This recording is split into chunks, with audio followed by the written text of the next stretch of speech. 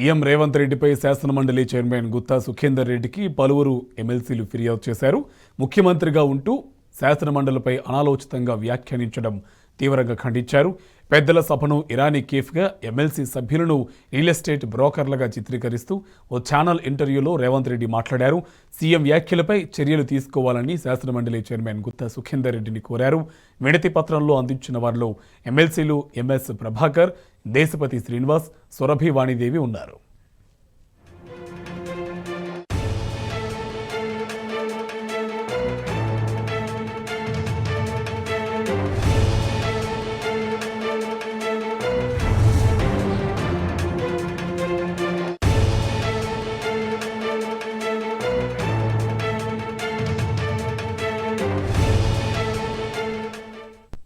CM Revanth రెడ్డిపై శాసనమండలి chairman Gutta Sukhender రెడ్డికి పలువురు ఎమ్మెల్సీలు ఫిర్యాదు చేశారు.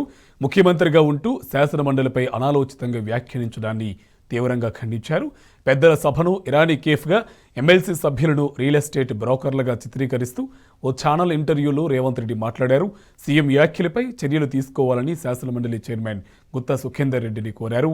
వినతి పత్రంలో అందించిన వారిలో ఎమ్మెల్సీలు ఎంఎస్ ప్రభాకర్, దేశపతి శ్రీనివాస్, సురభి వాణిదేవి ఉన్నారు.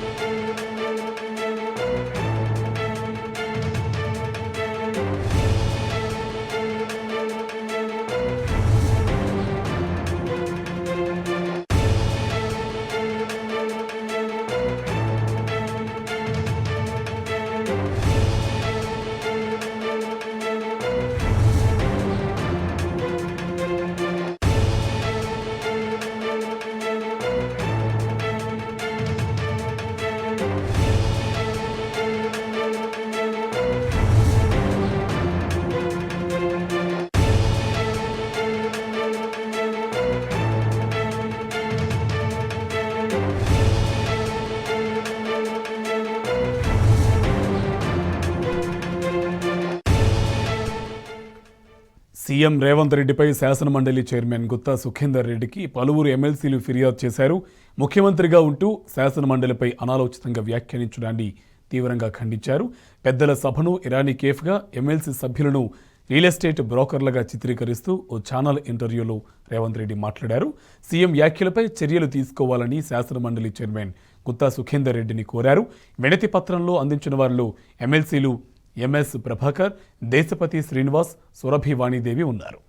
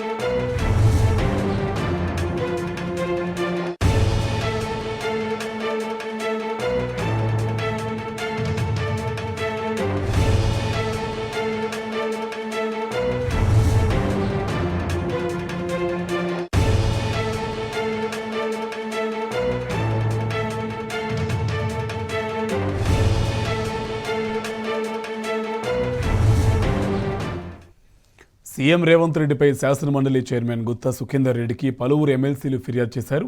ముఖ్యమంత్రిగా ఉంటూ శాసనమండలిపై అనాలోచితంగా వ్యాఖ్యానించడాన్ని తీవ్రంగా ఖండించారు.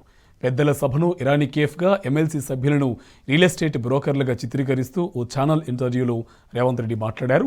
సీఎం వ్యాఖ్యలపై చర్యలు తీసుకోవాలని శాసనమండలి చైర్మన్ గుత్తా సుఖేందర్ రెడ్డిని కోరారు.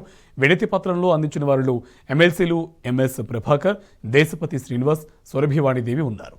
ఇదే అంశంకి సంబంధించి మరింత సమాచారం మా కరెస్పాండెంట్ సరిత మనకి ఫోన్ లైన్ అప్డేట్స్ అందిస్తారు. సరిత, అప్డేట్స్ ఏంటి?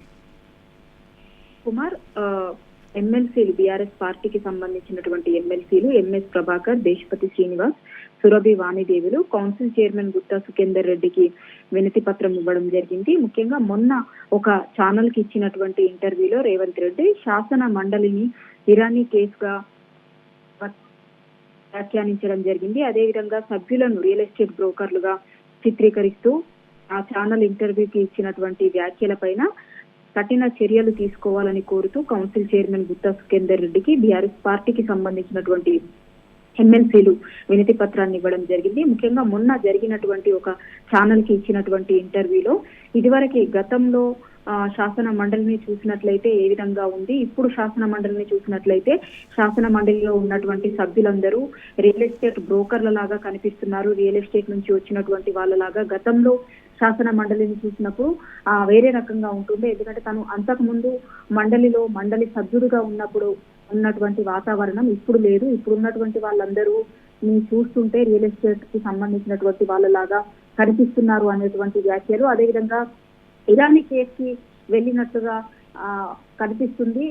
శాసన మండలికి వెళ్తే కనుక మొన్న జరిగినటువంటి అసెంబ్లీ సమావేశాల్లో తాను అసెంబ్లీ సమావేశాలను అటెండ్ చేస్తున్నటువంటి క్రమంలో శాసనసభకు శాసన మండలికి వెళ్లాల్సి ఉంటుంది. శాసన మండలికి వెళ్ళినటువంటి క్రమంలో అక్కడ ఉన్నటువంటి సభ్యులను చూస్తే కనుక తనకు రియల్ ఎస్టేట్ కి సంబంధించినటువంటి వాళ్ళని చూసినట్లుగా అనిపించింది అని చేసినటువంటి వ్యాఖ్యలు తగినటువంటివి కావు. తన ఈ సభ్యులని ఒక రియల్ ఎస్టేట్ కి సంబంధించినటువంటి బ్రోకర్లుగా కావచ్చు, అదేవిధంగా శాసన మండలిని ఒక ఇరానీ కేసుగా ఆయన చెప్తున్నటువంటి ఆయన పైన కఠినమైనటువంటి చర్యలు తీసుకోవాలి అనేటువంటి దానితో గుత్తా సుఖేందర్ రెడ్డికి, కౌన్సిల్ చైర్మన్ గుత్తా సుఖేందర్ రెడ్డికి బీఆర్ఎస్ పార్టీకి సంబంధించినటువంటి ఎమ్మెల్సీలు వినతి పత్రం ఇవ్వడం జరిగింది. Kumar, thank you Saritha.